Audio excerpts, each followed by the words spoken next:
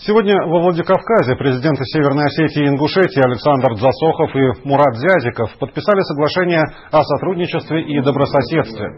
Таким образом положен конец конфликту, возникшему между республиками 10 лет назад, когда в результате межэтнических столкновений десятки людей погибли, тысячи были вынуждены покинуть свои дома.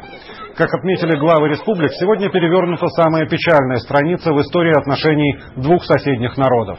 Документу предшествовали в течение очень многих недель встречи многократные между народными, обычными, неправительственными, общественными организациями.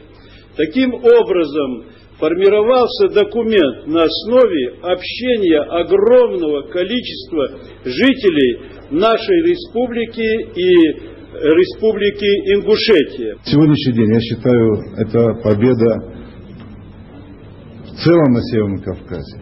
Это приближение мира на Кавказе, стабильности и укрепление наших братских отношений. Я подчеркиваю, именно братских отношений.